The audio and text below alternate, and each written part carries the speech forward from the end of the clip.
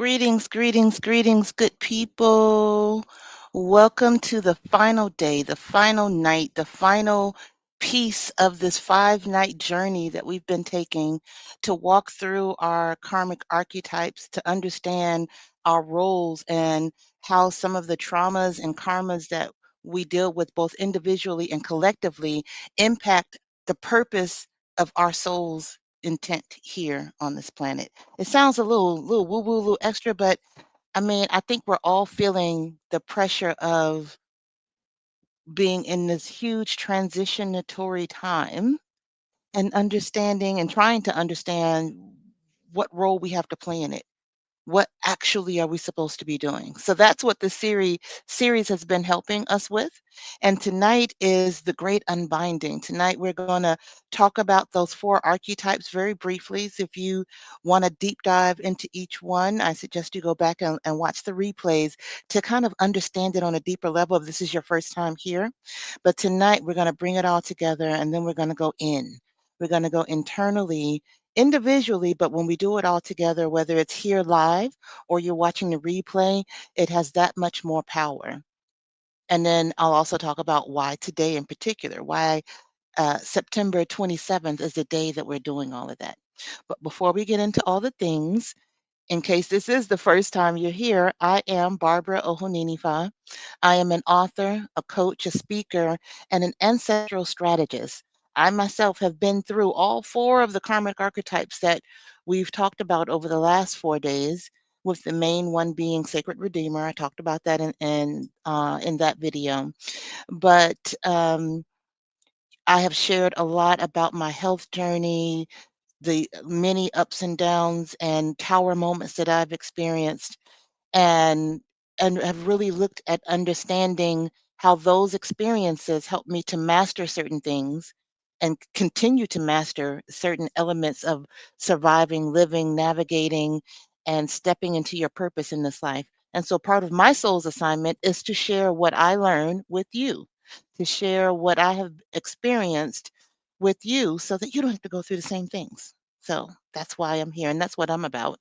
And this channel, Beautiful, Powerful Love, and the work that I do is for Black women, is to understand and recall, recognize that we are beautiful, remember and recognize and reclaim our own power because we are powerful, so powerful that we're feared and hated all over the place and unprotected, all the things, but also to love, to understand, remember how to love ourselves. Because for decades, centuries, we have been programmed to not love ourselves while giving love to everyone else in hopes of getting it back. But I'm here to tell you, it ain't coming back until you are yourself loving yourself so much and filled up that everyone else is feasting off the overflow. So that's what my content is about. That's what my work is about. And this series and this video and the series, I have expanded that to also to speak to white women because there is ancestry in my DNA that includes the Europeans. There includes the enslavers and the colonizers who enslaved the majority of my DNA, my lineage, my ancestors. And so there are those who did the enslaving and those who came before them, before white people claimed whiteness. And they were simply ancestral mothers in tribal regions throughout Europe who were also oppressed. And when they speak up, as they start to have a voice because they did not participate and even identify with this concept of being white, when you go ancient enough, they want their daughters spoken to as well. By their daughters, I'm talking about white and non-black women, because we all come from ancestors. Everyone has ancestral mothers, and the ancestral mothers on this planet across all cultures are standing up and asking their daughters and their descendants to stand up. So I'm here to say that. And so that's why this conversation is including them. And so we've talked about how each of these karmic paths have impacted Black women and have impacted white women or non-Black women in similar but opposite ends of the spectrum. So let me just, the other thing y'all know, I'm gonna always be checking my notes, especially it's been 5 days straight, so you know your girl is tired. So let me make sure I'm not forgetting anything. Of course, my notes closed up because I was talking too long. Okay. So, before I get into the recap of those four archetypes, though, I do want to talk about why we are doing this today. Why on September 27th? Well, September 27th, today is the final day of the 999 portal.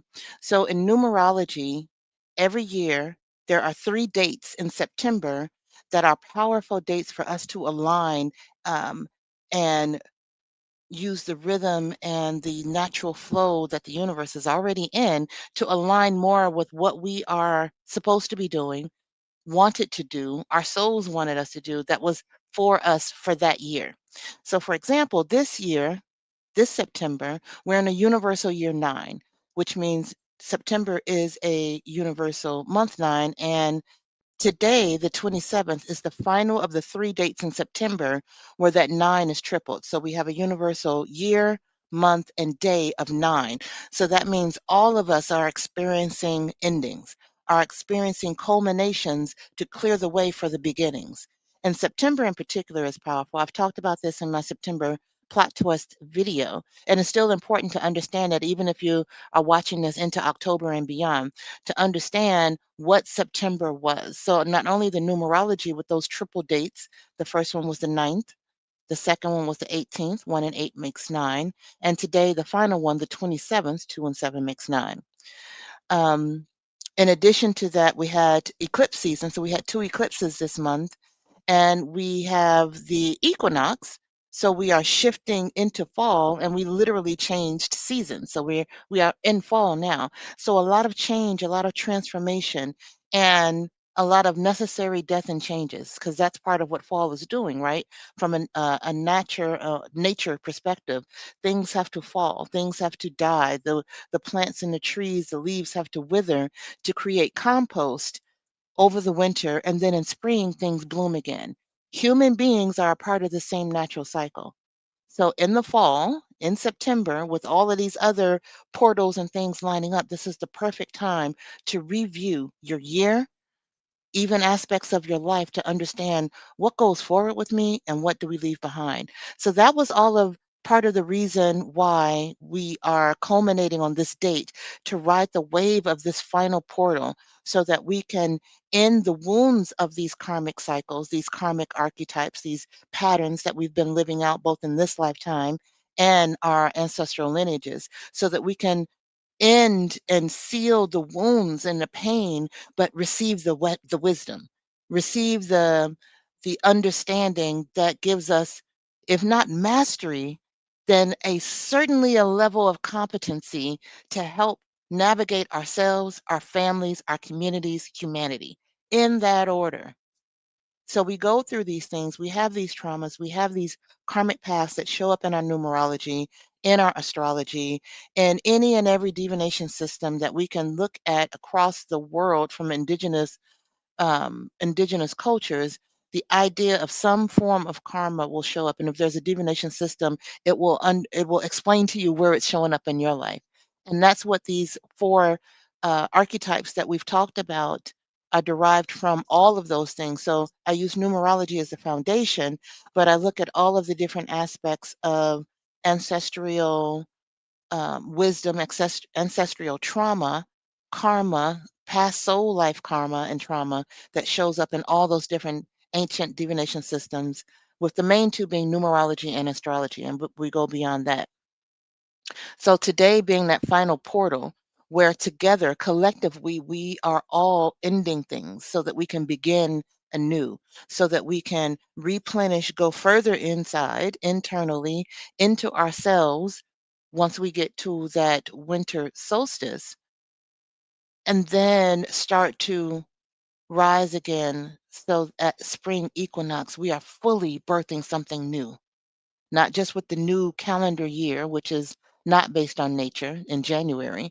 That's a checkpoint, but the true newness will be in spring with the spring equinox. So we're at the just past the fall equinox now. So we have roughly about 6 months, and that's about how long the eclipses that we went through take to play out. So over these next 6 months, we should be doing and can be doing and will be doing, whether you do so voluntarily or not, clearing out lots of old ways of thinking, old habits, people, places, situations that no longer serve us because this whole planet, as I said, we're in a universal year, month, and day 9. Things are changing for all of us. But specifically, these 3 power portal days, which today, again, is the final one, there's a special aspect of that that supports you and each of us individually. And again, I've talked about this in detail in other videos. The personal year number that you're in, let's say you're in a personal year 3 here in 2025. September will then for you also be your personal year month 3. And these 3 dates, the 9th, the 18th, and the 27th in September. Today's the 27th, if you're watching this live or the replay later today, is the final portal of that. And so this will be the final 3. So if it's a personal year 3, this is a personal month 3, and this is the final power portal for your personal day 3. So that means that lesson, that energy, that purpose that this year came to serve in your life is amplified. So when we think about universally, we're all letting things go, releasing, shedding so that we can move forward. But individually, whatever your personal year number is, it's even that much more powerful for you personally. So things are ending and clearing out so that you can do what you came here to do in this year with your personal year number, month, and date. So again, that's one framework using the numerology. Using these karmic archetypes, we're looking broader, we're looking beyond the numerology and including lots of different things. Now, you may not know what your karmic archetype is. That's why it's been important to watch those videos and feel into your body to see what resonates with you. Of course, there's divination, and that's part of what we do in my course. We go in depth with each person to understand what they are actually walking with and dealing with, and that's what the course is built around. What your actual blueprint says, what your actual soul assignment says, without anybody, any human being having to make it up. But we're going to unpack it together in community. But I'm getting ahead of myself because I was just explaining why today is so important. And so, checking my notes again. Yes, this is the time for letting go. So now let's talk about those archetypes. So the first one was the sacred builder. And this is about reclaiming sacred work for both Black women and white women. For Black women, that karmic harm, that wound is around stolen labor, being valued only for what we can produce and work for others. And that is a legacy and a wound that is still with us today. Many others look at us as a mule. Zora Neale Hurston reminded us, I ain't your mule. And that is how we've been treated and seen, and that wound within us is still there. So reestablishing our relationship with work and labor. And I mentioned this before too, we are spiritual beings in human form. And so with a physical body that can do, that can feel, that can move, there's labor involved in building a home and finding food and building a fire. All of the basic human needs that we need for these physical bodies takes work. And so, as the first gate, the first thing that as humanity we have to learn is a right relationship with work. For Black people, and again, I'm speaking to Black women in this series and on my channel, for Black women, that relationship with work, the soul's relationship with labor and work was fractured from being enslaved for hundreds and hundreds of years. And the mutilation and the violation and the kidnapping and the sexual abuse and the, having families ripped apart, all of the things. And I'm saying it like that because I've said it multiple times, and we go more in depth into this in other videos. But tonight is about the unbinding. But I want to remind you because the truth is part of what is going to set us free as Black women, to remember and realize the pain that we carry. We can't release it until we're ready to face it. And for white women, that broken relationship with work and labor obviously is from being one of the or part of the group of people who stole that labor, who um, who took advantage of others, who stole people in order to labor for them and then built wealth that is still benefiting their descendants today. So the white women descendant from those enslavers and colonizers are still benefiting from the labor that was stolen from Black women and Black people's ancestors. That's a truth that has to be acknowledged. And that is a fracture, a wound fracture for humanity and for these groups as a whole that has to be resolved. Black women have to be comfortable and get okay with work as devotion that they choose, not because you have to or being forced to, or feel guilty if you rest. And white women have to take accountability for the fact that their foremothers, even if they're having a rough time now, in general, your foremothers did not have to work in that same way, took advantage of others' labor, while at the same time being oppressed and benefiting from the system that did that. So the sacred builder is the person who has this karmic issue somewhere in their own personal chart, but it is also a humanity personal, a humanity karmic path to walk. It's a gate we all have to go through.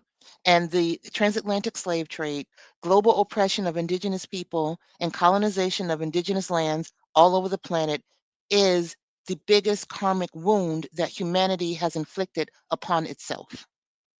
So it has to be addressed. Can't run from it. Can't erase it out of books, can't take it out of any of the museums. I mean, you can do all of that, but it still exists in the Akashic records. It still exists in each one of our DNA, in each one of our cellular memories. So, right relationship with work and labor, both as Black women, knowing it is okay to pause and to take a break, but also not to go to extremes within that. And I have to say that that's across the board. Any of this is about not going to extremes and bringing things back to the center. So while there may be um, that feeling, that wound of having been overworked, having been used for labor, it's not about running away from labor because to achieve, yes, we have our mindsets right. We have our minds in alignment. If we're doing the thing that we're here to do, things flow, but you still got to do it. You don't sit on a lily pad and it gets done. And in no way am I saying Black women do that. I am making the statement for those who may try to spiritually bypass and think they don't have to do anything, Black, white, and any of the made up color spectrum in between. To be a spiritual being in a human body means that there is work and labor that has to happen. It's in all of the creation stories, and specifically, I'm going to talk, I'm mentioning, well, I won't go into detail, but the creation story in the Ifa tradition out of West Africa with the Yoruba people.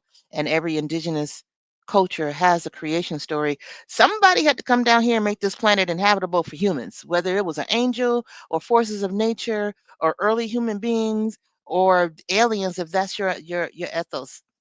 Somebody had to do some work. So for humans to thrive, we got to work. Right relationship with work, sacred builder.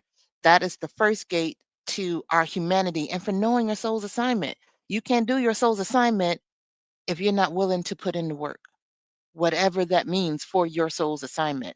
But right relationship with work, not overworking and burnout and not sitting on a lily pad having everybody else do the work for you. All right, I've belabored that. Let's move on. The next archetype, the next path, the next karmic path that as humans, as spiritual beings having these human experiences that we have to walk through is the sacred liberator. The sacred liberator has to do with joy, sensuality, desire, freedom, just the freedom to be in joy, to go walk about, go to different places. I mean, I don't know how else to say it, but it's freedom and liberation. That means you can do and go and be and can have joy, have the freedom for joy, whatever that means. If that means just hanging out by a river on a lazy Saturday afternoon, you have the freedom to do that. That is a human right. That is a birthright that was stolen, taken away from my enslaved ancestors, from enslaved Africans, and the descendants of enslaved Africans still carry that wound of feeling like we have to earn a little bit of joy or feeling like we're not worthy of joy, especially Black women. oftentimes feel like we have to go through all kinds of things just to get a little bit of fun, just to get a little bit of something. That's where that giving away love and all of the goodness that we have as the matriarchs, as the leaders, the true leaders. I'm pausing because I'm like, I don't want nobody get in their feelings, but Big Mama and them matriarchs of the community, that's who ran our communities and who runs our communities. But having the freedom to just have joy without having to earn it or work for it. And the reality of having joy snatched away from us. And therefore, it always felt like if we had a little bit of joy, there was always this impending doom right underneath it or right behind it. Like, okay, if you enjoying this, that means something horrible is going to happen. Because in our history, in our lineage, in our family bloodlines that don't go that far back, horrible things did happen. Lives were taken, lives were stolen, people were kidnapped and sold away. Things happened to us. So being joyful, being seen, being visible was not a safe thing to do. So there was that broken relationship with joy. And from those who, white or non-Black women who are descendant from those who enslaved, those who colonized, those who took advantage and exploited others for their own pleasure. I always say that Christopher Columbus was the first global drug dealer. He literally was going all over the world looking for their fixes. The sugar, the rum, the opiates, people to work it all, to plant it all, to harvest it all, the tobacco, like everything that they could find globally that they didn't have, sent him to do it. And you know, I'm hella simplifying for the point of the story, but and the reason why I'm bringing that up, that he was the biggest drug dealer, because the 14-5, which is the numeric karmic number that's underneath the sacred liberator archetype that I've designed, that includes and is built on numerology, that 14-5 often results in addictions of all types, because there was no moderation. For Black people, we had no access to joy. I mean, we found it because that's what we do, that's who we are as a people. We are the original people of the planet. And so the heartbeat of this planet and having joy is within us. Can't help it. But but we were intentionally excluded from joy, separated from joy, terrorized, tortured. Some of these torture devices that they placed on us was just, how does a mind even think about that? Even create something like that? I don't understand it. I've probably told this story before, but in visiting Brazil a few years ago, and walked into a African museum and into the room where they had artifacts from a slave ship. And I keep doing this with my hands. You don't see me doing it because it was the shackles, and images and showing how we were chained and tortured through that experience. And as soon as I walked into that room, I felt all of the grief of every ancestor whose body had touched those shackles that were in that room. And all I could do was wail and weep for them. I had no idea. I was early in this journey. I did not know what was happening to me. Fortunately, I was with some people. I was with my Ile, the spiritual group, and the priests and priestesses, the women took care of me until I got out of that room, and then it subsided. That was one of the early experiences when I really understood the reality of our connection to spirit, of our connection to ancestors, of our connection as descendant of enslaved Africans. Because the question that folks were asking me, and I haven't, I know the answer, but I don't necessarily have the proof of the answer. But do I have lineage? Do I have ancestry that is Brazilian, that is in Brazil? But the reality is, where they were taking people from in West Africa, they went to Brazil first for the first 100 years, and they started going to North America.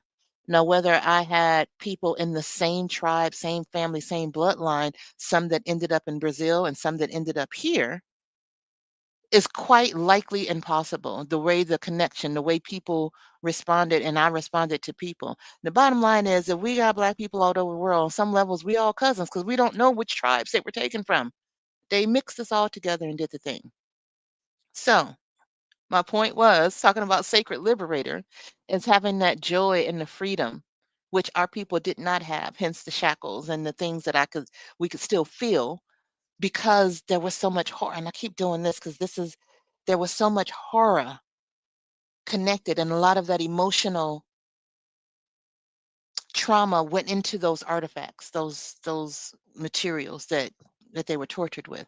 And then on the other side, the white people, the non-Black people, those who did the enslaving, those who did the colonizing, they don't have a right relationship with liberation either. Their freedom is based on illusion and based on oppressing others, which in and of itself is still not even freedom because little do they realize that they are dependent on this other group for the so-called freedom that they have. And so this idea of a sacred liberator, that karmic debt around the soul's relationship with joy, is also broken for white people, for non-Black people, for those who enslaved us and colonized us.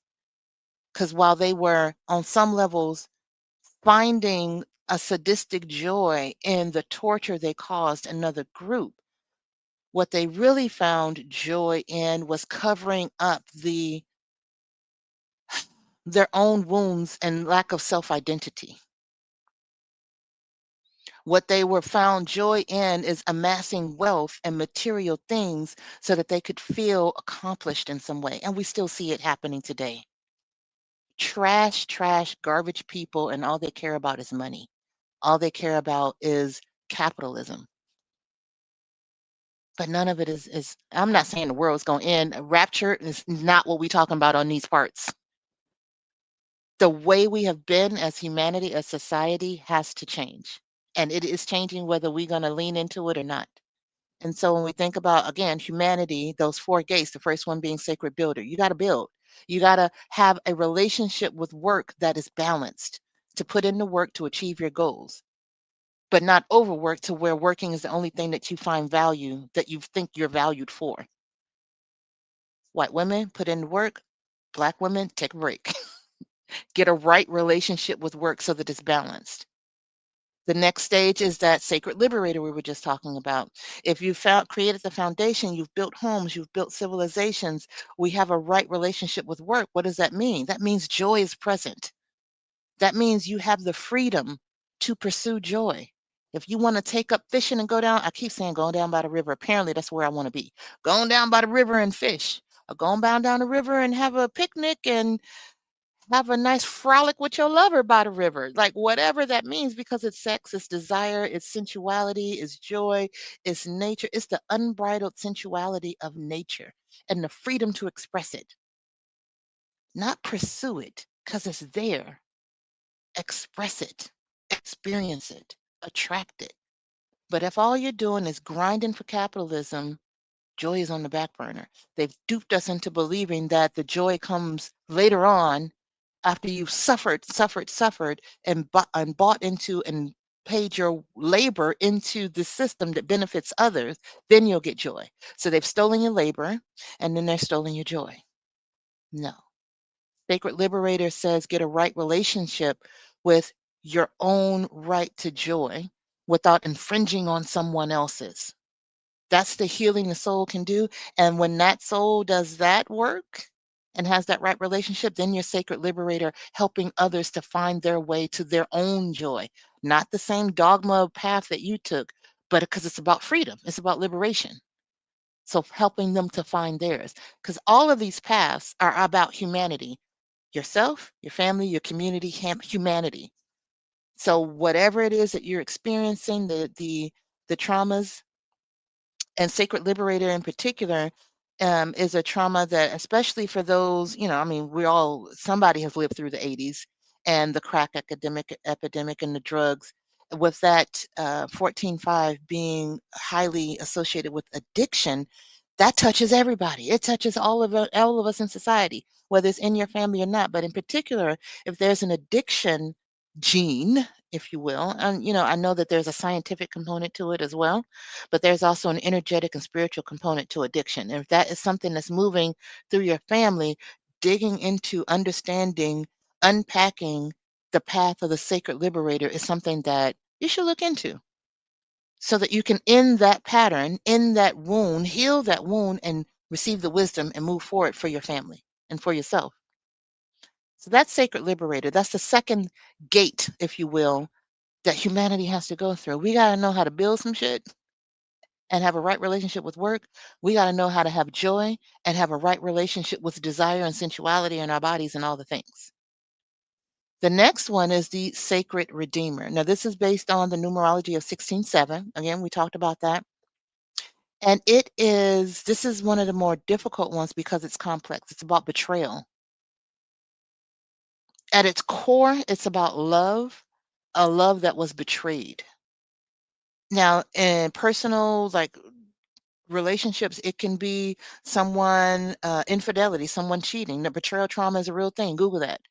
There's a whole body of psychological and psychology work to help people move past being cheated on or being in infidelity relationships. Betrayal trauma is a deep wound.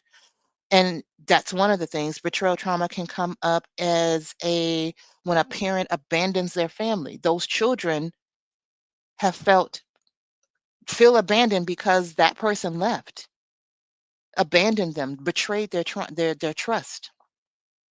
But the biggest issue around, I mean, and there's lots of different complexities to this, but watch the video on Sacred Redeemer. The biggest, and we talked about this, the biggest piece though with this archetype is the betrayal trauma that is inherent in the transatlantic slave trade.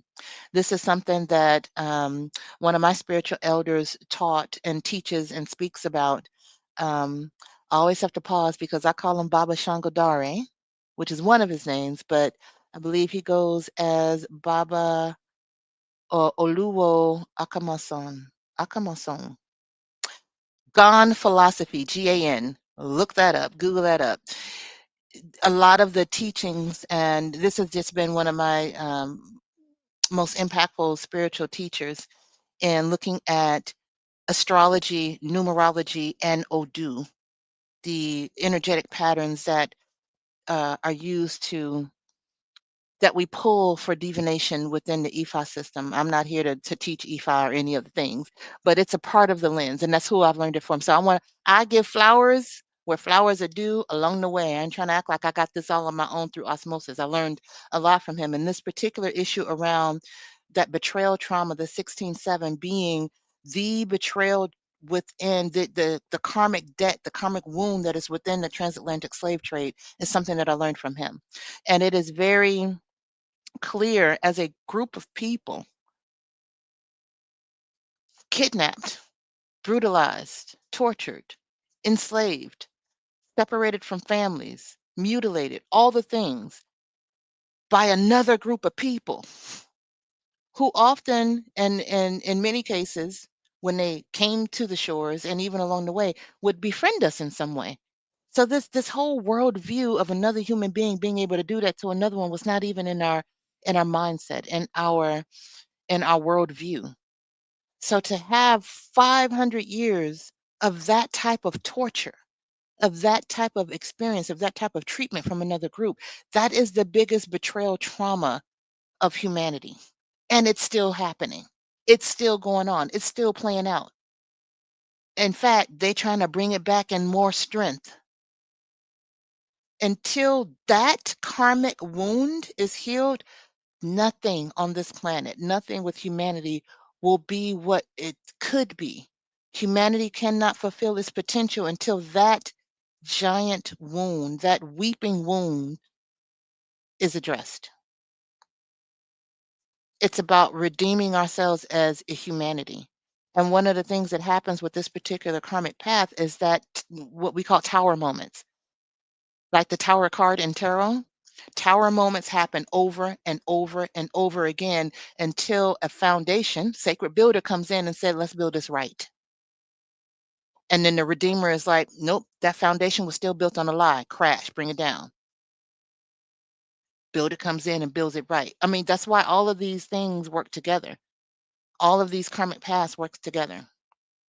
So as Black women, that betrayal of not being cared for, not being protected, of our children being stolen away from us, of being great just so that we could produce more slave labor, of being in breeding farms just so that we can produce slave labor for this country that is still benefiting from the wealth. That is an ultimate betrayal that our wombs and our hearts and our minds, our every system in our body, every organ, every system in our body retains the memory of that trauma. Hyper vigilant because of that tower, things coming down, things crashing, which literally happened to us.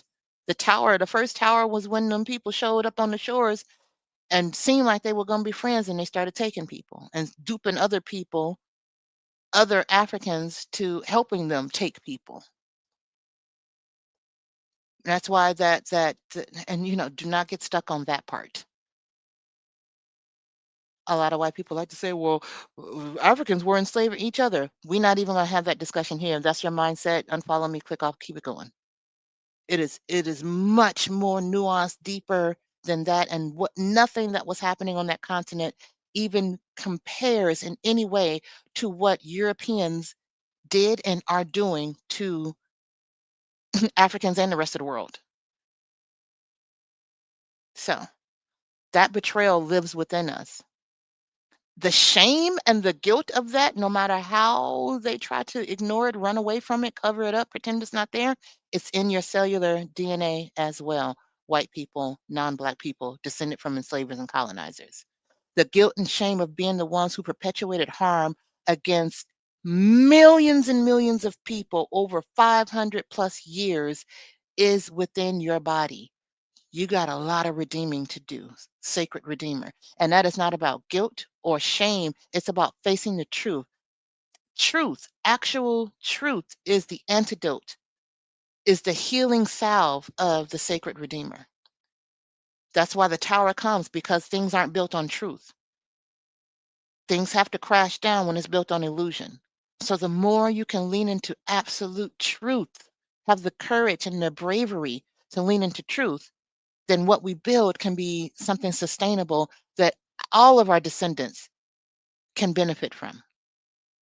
But if you keep trying to just reestablish the imbalanced power dynamics that you've been benefiting from for the last 500 years, and yes, and I've said this every night, I'm going to say it again, white women have benefited from their own oppression. That's really what it comes down to. That shit sounds crazy, but that's what it is. Patriarchy has oppressed, and capitalism and colonization has oppressed everybody except for, white men, straight, cis white men. And white women have benefited from that system while at the same time being oppressed by it. But divine feminine, the feminine energy of this planet, that is what is going to be needed to save this planet, because patriarchy has run amok. The divine feminine is saying white women need to wake up to. This thing that you've been comfortable within is now coming for you. Now, if you don't believe that, that's okay. I'm not the one for you. Click off, move on. So that is Sacred Redeemer. And then the final one that we talked about yesterday was the Sacred Leader. So we've gotten right relationship with building, labor, work, right relationship with joy, liberation, freedom, desire, soul's right relationship with the past, decisions, love of self and other, and honesty, loyalty. Maybe that's why I like that Kendrick Lamar song. Tell me who you're loyal to. Anyway, um, but now it's about leadership, sacred leader. In numerology, we're talking about a 19/1. So, which means, because there's different numerology numbers that represent leader. One is about the pioneering leader, the one that's doing something different. the one that is breaking the ground and doing and leading in a way by leading us into a new area, a new territory, a new way of being.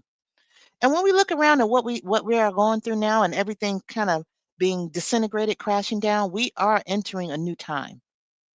It is time for a completely new viewpoint, a new way of living, a new structure, systems that actually benefit, systems that actually heal and support us instead of extract, extract, extract to give to a small group of people who have more than they could ever deal with and that are unwell. I'll just say it like that. And got all of the whole world laboring and toiling to feed their greed and hunger of capitalism. That's not leadership. If someone, and we're seeing this grotesque display of their version of leadership, bruh, you trying to go up an escalator and escalator stops, so you're going to threaten everybody to say somebody must have sabotaged the escalator. You already know people hate you then that's not a leader. If you think someone is going to go through the trouble of sabotaging a damn escalator just to trip you up, you already know that you are a shit leader and no one actually cares for you in a way. That is not a leader. If you got to threaten people and sue people and get people fired and all of these other things in order to be respected. That's at that level. I even know people. I even know a person who is always complaining about not being respected for their supposed leadership role, but they never show up like a leader. They never actually lead in service to other people. They just want to be propped up on a pedestal. That version of leadership is dead. It was never actually leadership. It was patriarchy and capitalism disguised as a way of being so that it could perpetuate itself.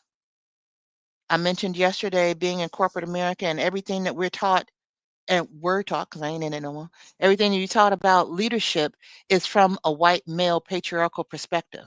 They know nothing about different models of leadership from indigenous cultures and damn sure not from matrilineal cultures. It is time to shift.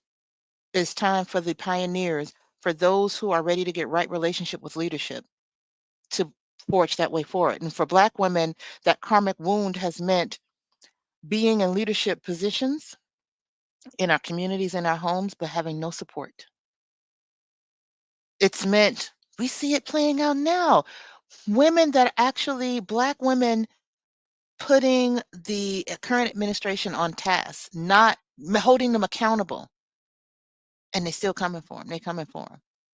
And people, everyone should be rushing to their sides to support them and bolster them up so that these Black women can do what Black women do, which is hold people accountable because the leadership and the matriarchal, and I have to use that term because it's not about being nobody's mammy, but it's about looking at humanity as, to some extent, offspring. The way these women are going for and holding these people, these white men accountable, they're not just doing it for themselves, they're doing it for their communities. That's a matriarchal mind state. That is true leadership in service of people.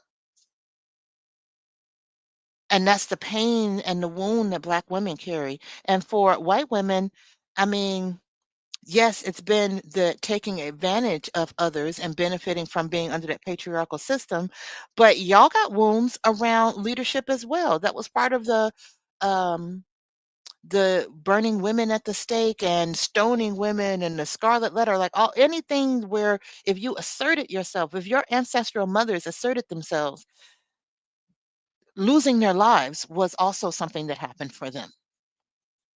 So having that relationship, right relationship with leadership, with being visible, with being vocal, with using your privilege to help others, that's the antidote for white women. Use what you got so that you can help others, not just about bolstering yourself. It's not at all about bolstering or centering yourself. That's a reflex you have to heal as well, because that's what you've been taught, and that has been a survival mechanism for you that can no longer continue. The reflex to center yourself has to heal. I won't say go away. Essentially, that's what it needs to do. But the process is through healing it, which means it's going to be bit by bit.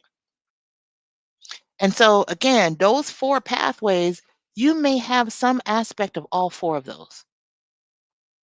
And it's quite likely that you do, because while it may not show up, I've seen this with some clients, where it may not show up in their full numerology, but it's in their astrological chart. Somewhere in some of those houses, 4, 8, 12, somewhere with Chiron, some aspect with Pluto and Mars, something where the South Node, there's something that is telling us that there's a karmic resonance that has to be resolved. And if either one of those come through, usually when I'm doing a reading, an ancestral message will come through. And then, depending on the reading, I'll use other tools as well to give the full picture. In some way, we're all dealing with some aspect of these. And even if it's not in your main, let's just take numerology. If it's not in your main numerology to show your blueprint, it could be your year, your personal year. I had, 13.4 doesn't show up in any of my main numbers, but I had a personal year of a 13.4, and I felt every bit of that. 16.7 is one of my major numbers. I'm always living through that, but I had a personal year that was a 16.7. That was a hell of a year.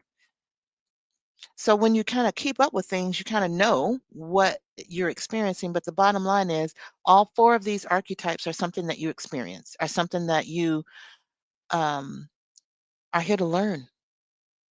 Sacred builder, sacred liberator, sacred redeemer, sacred leader. You're all four of those, but which one is your main assignment? Which one is the one that pushes forward and the other ones support it? Because that's how I experience it.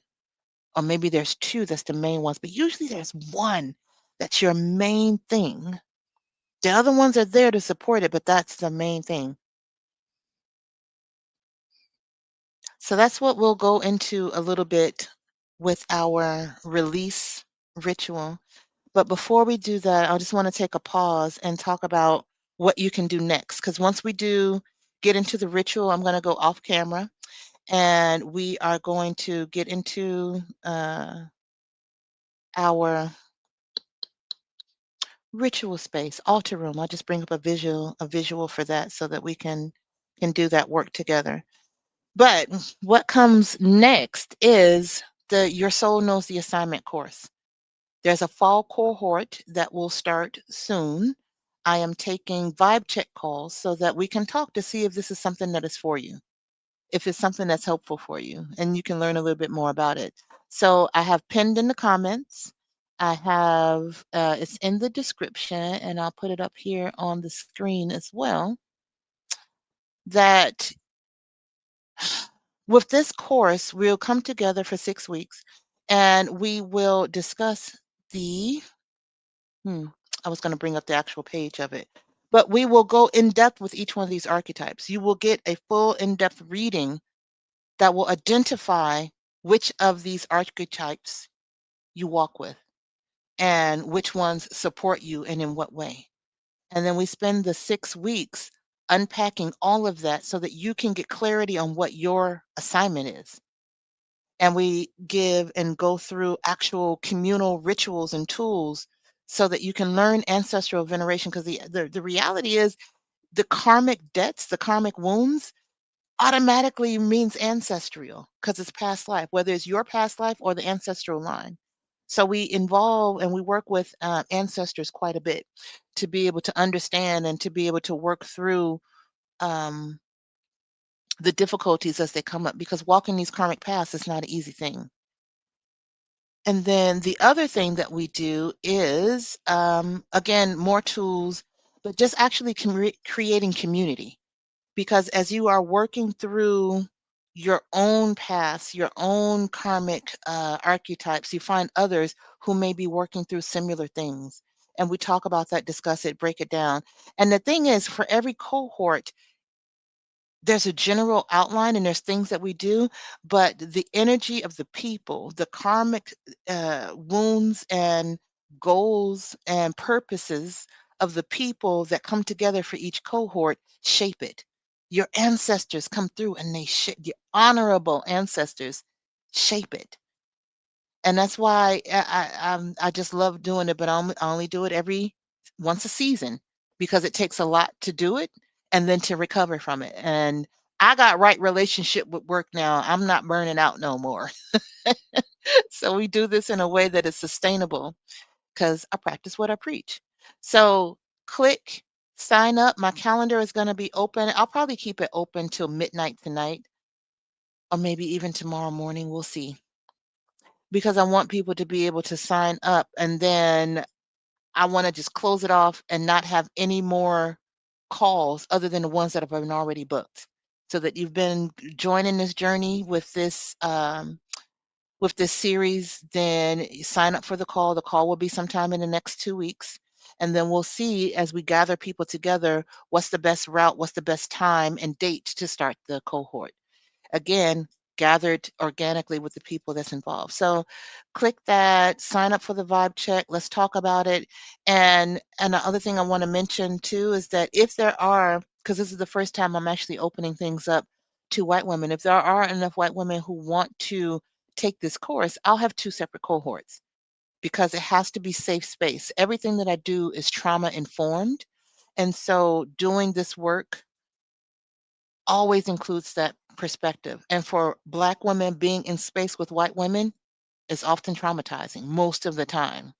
And even though I will only work with white women who are ready to do the work and have, to some extent, learned to decenter themselves, there's no reason to still mix the groups initially to traumatize more. We got things we need to work out individually.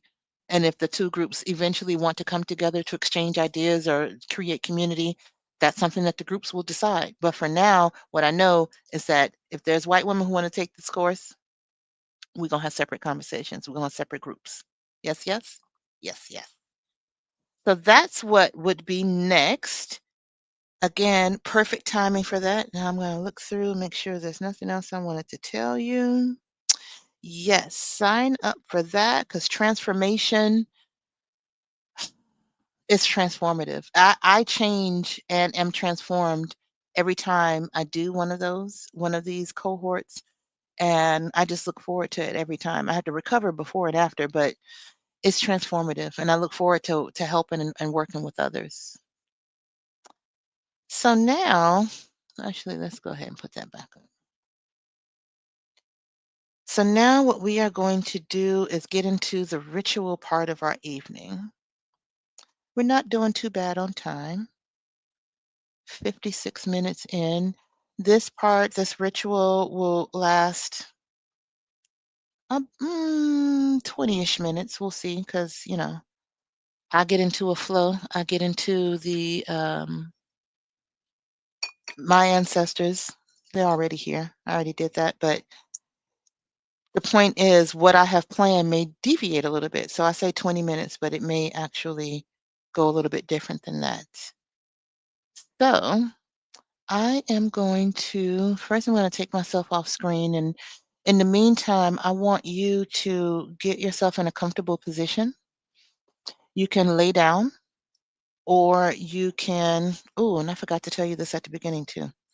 You are going to need, if you can, if not, don't worry about it, just flow with this. If you can, get a bowl of water and some salt, a piece of paper, and a pencil. So 4 things. Well, 5 if you count a bowl of water, water, salt. You can mix the salt in before you come to participate, or just bring the salt with you, whatever is easier. And a piece of paper so you can write some things on. And make sure it's a piece of paper that is not like in a journal or anything, because you're going to rip it. And a pencil. I prefer a pencil, number 2 pencil. It's my hoodoo roots. I'm not I don't even claim hoodoo like I do. I am a trained hoodoo, but my people from Mississippi is in my blood. So anyway, yes, number 2 pencil if you can. If you don't have a number 2 pencil, a pen will do just fine, especially since I did not give you advance warning that you were going to need this. So bowl of water, salt, paper, and pencil or pen. and then get those things. And while you're getting those things, I'll give you a few minutes while I get set up and just start taking some deep breaths. And I'm going to give that a few minutes for you to come back and kind of get into the flow and get comfortable. All right. Let me know when you're ready. I'm going to take myself off. Yeah, there we go. And keep the audio on. Let's see if I can bring up an image so you can look at that and not just a picture of me. Hmm, that I didn't prepare in advance, so I think that's going to be a no. Y'all just be looking at me. And I want you to just take some deep breath.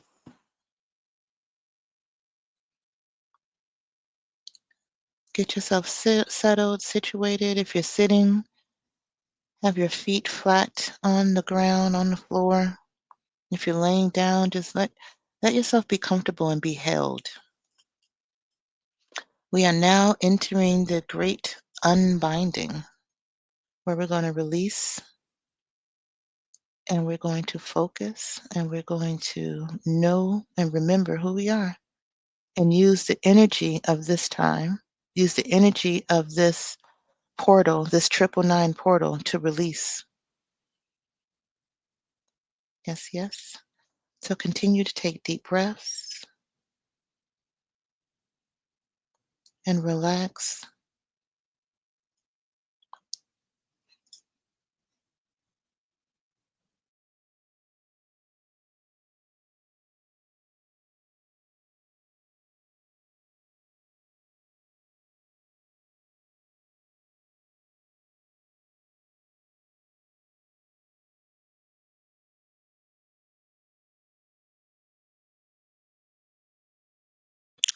Sorry, y'all, that I had to let the cat in. She wants to be a part of this. I don't know why I said she. It's a he. You want to be in the ritual? Mm-mm.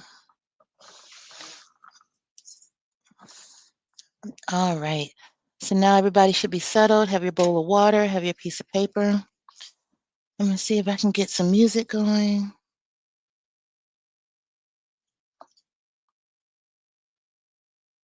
And then close your eyes as we relax and center your body. Allow your body to relax as you begin. Take a deep breath in, fill your lungs, feeling the expansion in your chest. Now exhale slowly.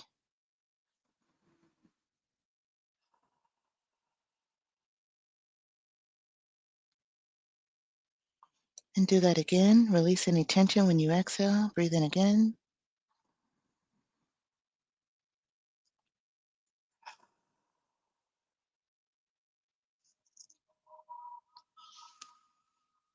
Feel that expansion.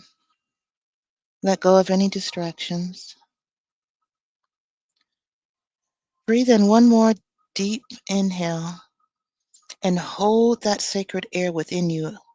And then as you exhale, feel yourself just settling into the moment. Let's do that together. Take a deep inhale, hold, and exhale. Continue to do that on your own. Breathe in, hold, and exhale. And with each breath, feel yourself become more connected, more grounded, more open. Breathe in wisdom, hold. Exhale doubt.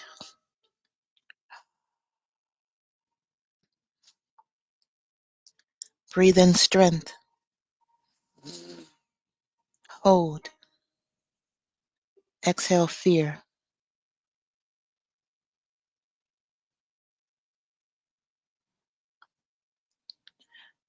Breathe in connection, hold.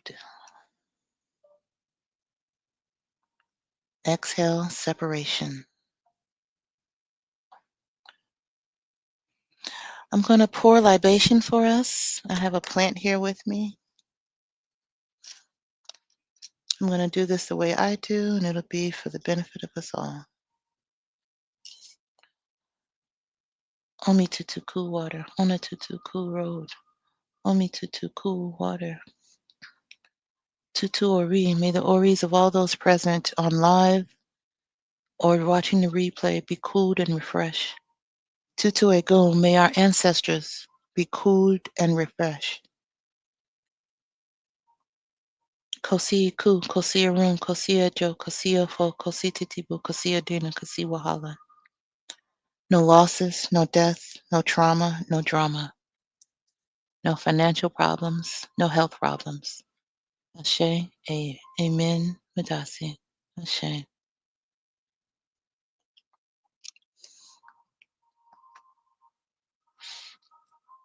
We call on our honorable ancestors to be with us in this moment. We specify honorable ancestors because we know humanity, humankind has a long history.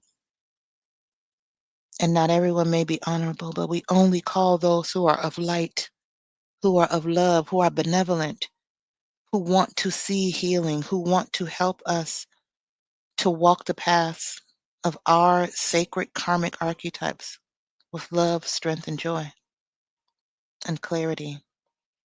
Call the names of your honorable ancestors that you know are honorable, that you know are of light. And if you don't know the names, simply call those honorable ancestors whose names you know, do not know, or have forgotten.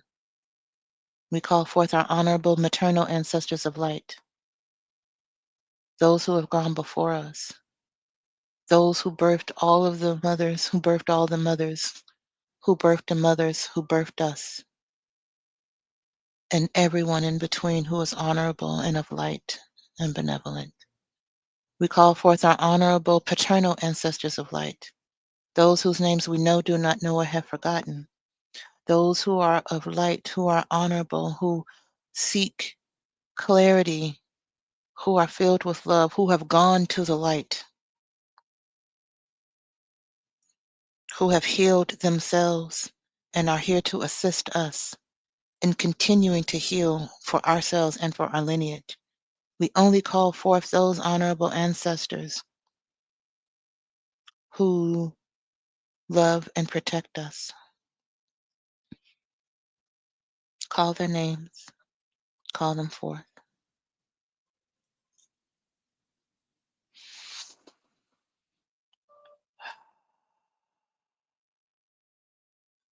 Take a deep breath. We give thanks. We call forth our ancient ancestors from the beginning of time, those whose names are so ancient they are simply the vibrations whispered across the cosmic waters to create form. We call forth the fire, the water, the air, the earth, the ether, for you too are our ancestors. We call you forth and we give you love, we give you light, we give you thanks, we give you gratitude. For we are bone of your bone, flesh of your flesh, blood of your blood, spirit of your spirit. We are here as testimony to your existence. We are here to complete the mission. We are here to right the wrongs, to live the life, to have joy, to have balance, to have clarity, to have joy, to have focus. And we give thanks for your support, for your protection, for your guidance, for your blessings. Ashe, Ashe, Amen, Madasi. Take a deep breath.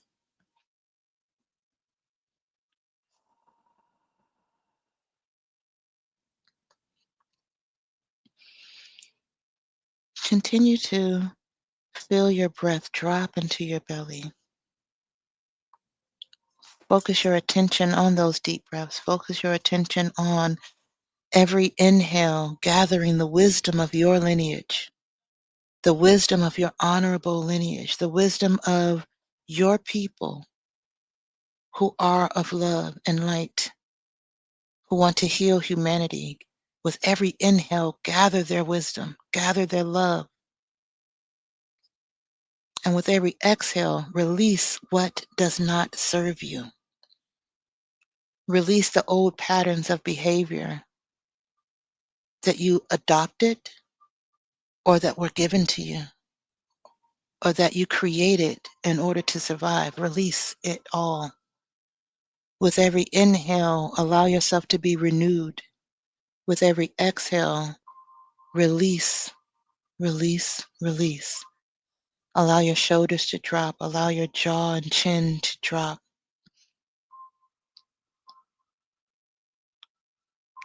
And while you do this, notice your heartbeat, your own internal drum rhythm that connects you to your lineages forwards and backwards for 7 generations.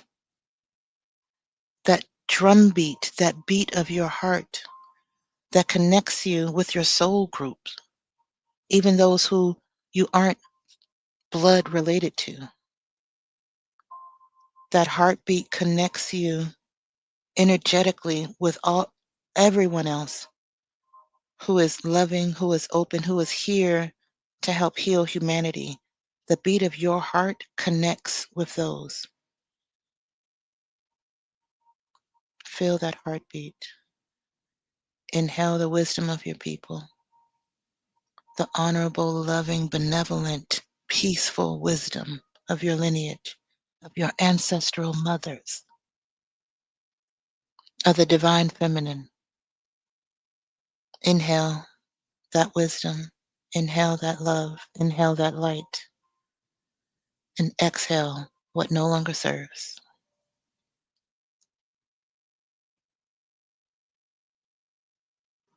And take a deep breath.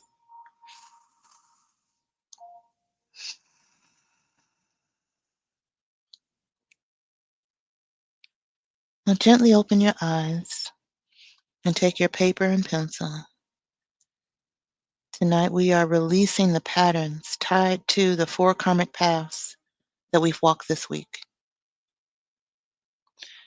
You'll write 1 sentence for each path, for each prompt, each question that I ask. You'll have 1 minute to write. If it's 1 sentence, it could be a run-on sentence or multiple sentences. I'll let you know when to stop writing and we'll move on. But you give yourself a full minute to write for each of these. So ground yourself. Continue to take those deep inhales to allow your benevolent ancestors to support you, to allow your ancestral mothers who called you here for this ritual, for this release, who walk with you forward, allow them to assist you. The first question, the first path, the first release is to understand, where have you carried labor that was never yours or avoided the sacred work of repair? Where in your life have you carried the burden of labor that was never yours or avoided the sacred work of repairing? You have 1 full minute to write. Continue to breathe. Do not judge what you write, just write.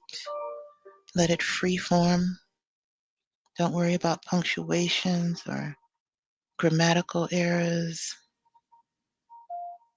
Just write. Let your ancestral mothers communicate with you and through that lead pencil or pen. Let your ancestors support you to understand where you have carried labor that was never yours or avoided the sacred work of repair. Take a deep breath as you write in these final seconds. And you should be complete. The idea is not to spend too much time in it in this part. You can always go deeper, and it's part of what we do in the course. But today we are dealing with recognizing these paths. Next, we are going to release from the Sacred Liberator. Where have you feared your own freedom or misused it? Where have you feared your own freedom or misused it? You have a full minute to write whatever comes to mind, whatever wants to express. Where you have feared your own freedom or misused your own freedom.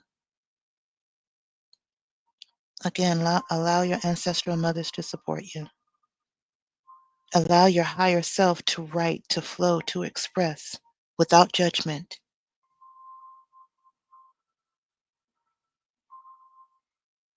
Understand your relationship with freedom, joy. Have you feared it or have you misused it?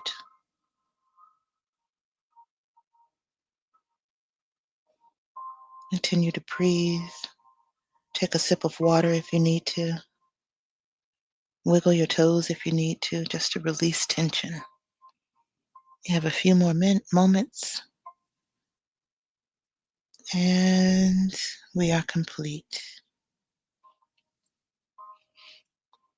The next thing, path, we'll talk about, write about, release, is the sacred redeemer. Where have illusions or betrayals kept you from truth? Whether it's your own illusions and betrayals or others' illusions and betrayals upon you. Where have illusions or betrayals kept you from truth? Freeform right, 1 minute. Allow yourself to flow. Allow yourself to release, continuing to breathe deeply, continuing to stretch when you need to. Loosen any tension in your jaw and your back. Let your shoulders drop. Let this flow through your body. Don't hold on to anything. If you feel tension rise, take deeper breaths. Exhale for longer. Inhale for 4, exhale for 6. Let this move through you. Where illusions or betrayals have kept you from truth. Where the pain or the wound of betrayals have continued to surface. Allow it to flow through now and flow out. A few more moments.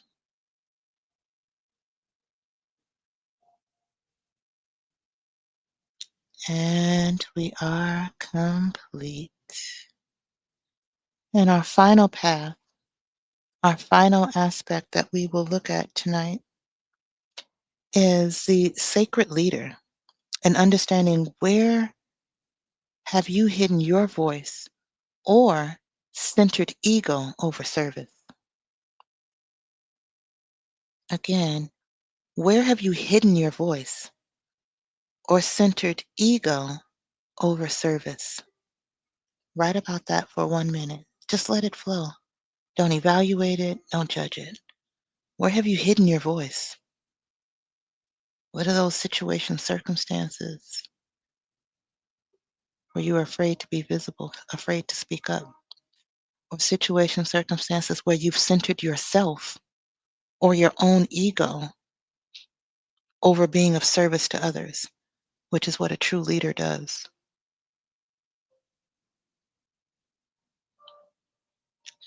Breathe as you write. Do not let tension stay stagnant in your body. Breathe as you write. You have a few more moments. Just let it flow.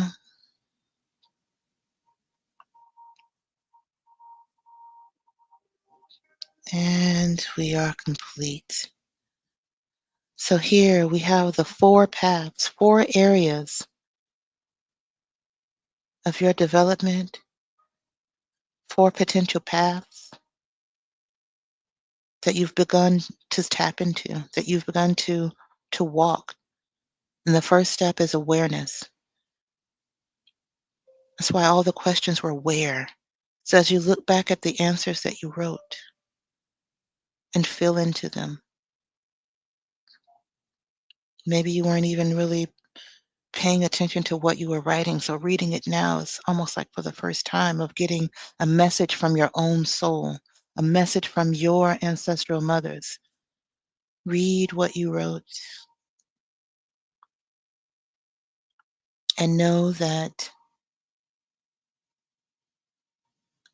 we're unbinding from these wounds. Take a deep breath.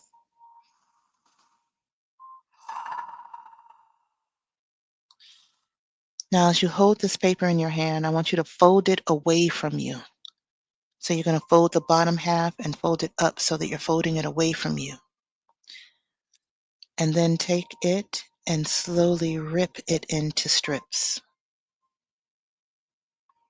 And with every rip, take a deep breath and breathe out the weight, breathe out the heaviness, breathe out the karmic debt.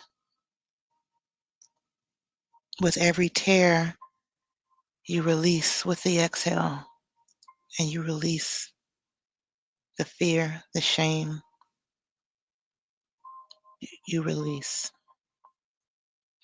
Once you are done ripping the paper, drop the pieces into the salt water, that bowl of water with the salt. If you haven't salted it yet, go ahead and salt the water. It doesn't matter if you drop the paper in already. Salt and water are Earth's original healers. Water as an element embodies emotions, embodies the feminine principle. It is what we are largely made of. It is what this planet is largely made of. It is what we require to survive. It is what cleanses us inside and out. And salt being the ultimate cleanser and healer as well. So when you combine these two, we're giving it back to the elements. We're giving these wounds back to the elements. We're giving these wounds back to what could be considered a womb, our created amniotic fluid of salt and water, so that these wounds can be transformed into fuel and strength so that we can walk our paths. And as you look at those pieces of water in the paper, repeat slowly or softly, I release the karmic wounds and I keep the wisdom. I release the wounds.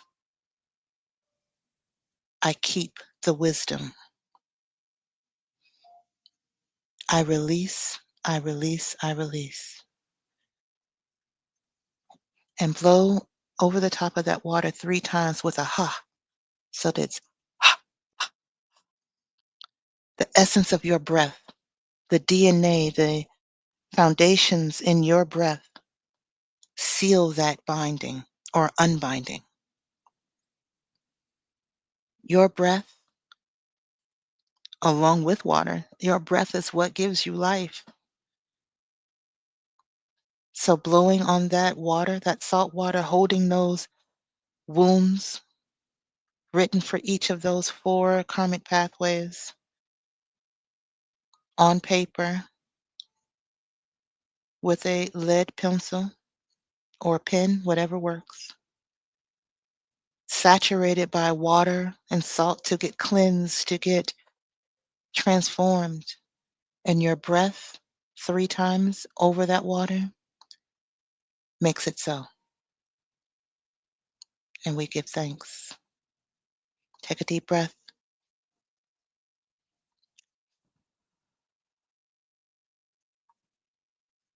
Now gently close your eyes once more. We're going to step into a sacred space together. Imagine yourself standing before a mighty waterfall, an unstoppable force of nature, yet it's composed of healing, nurturing water. The water carries the essence of love and the courage to take action and the wisdom of those who came before you. Feel that cool water, the mist from that mighty waterfall.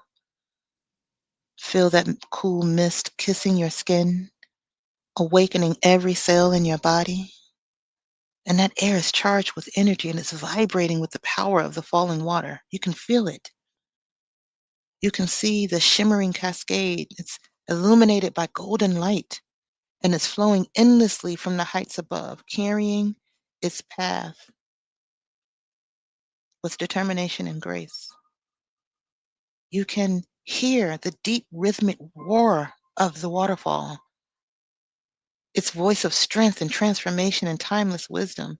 It doesn't speak in words, but in vibrations that resonate through your being.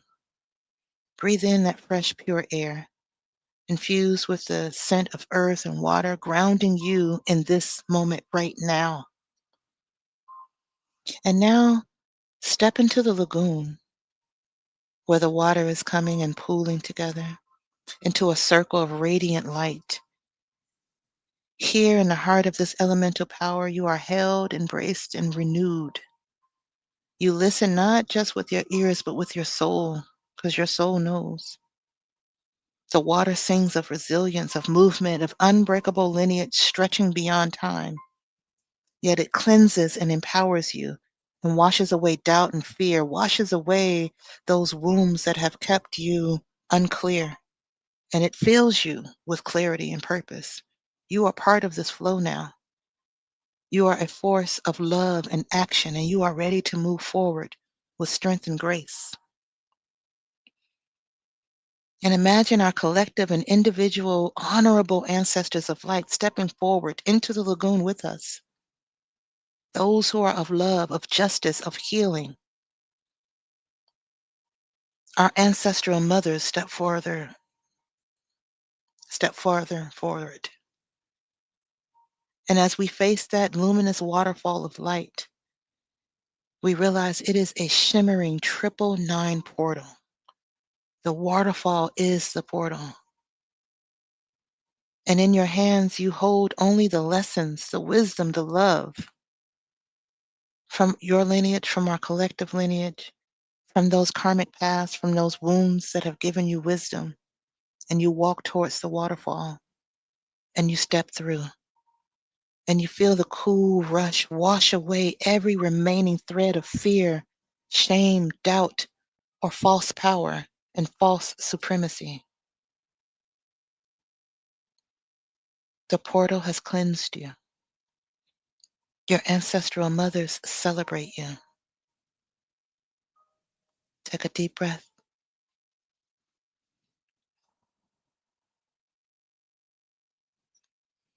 You've reached the other side of the waterfall. And while the world looks similar, it also looks very different. Notice how light your body feels. Your ancestors nod in blessings. You feel your body vibrating with clarity and focus and love and joy in ways that you didn't know it could. Everything looks vibrant. Everything sounds harmonious. You feel a level of freedom in your heart, in your womb, in your body that you've never felt before. You feel free. You are free. And with that freedom comes accountability. You are responsible for the future you now build. You have the wisdom. You have access to even more wisdom. You have the blueprint to move forward, to walk forward. You have the courage to walk forward. You have the strength and the love supporting you from your ancestral mothers of light, love, joy, and liberation. Take a deep breath.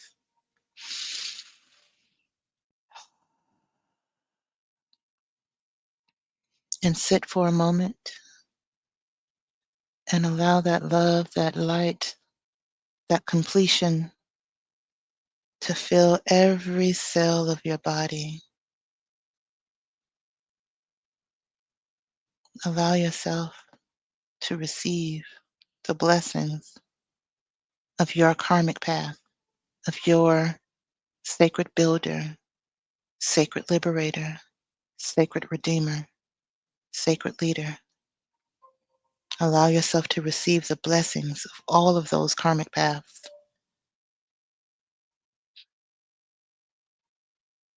Take a deep breath.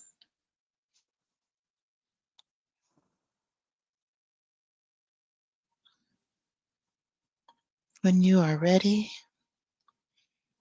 and gently open your eyes. Wiggle your fingers and toes and return to this moment. Return to the space you're in. The great unbinding is now complete, but the work of love and leadership and freedom continues. Know that you are here for a reason. You have value. You have purpose. You have an assignment. I give thanks to the ancestors, the guides, the Egbe, the spirit teams that joined us here tonight. And we give you thanks. You may now return to your realm, return to your space with love, light, and gratitude. Take a deep breath.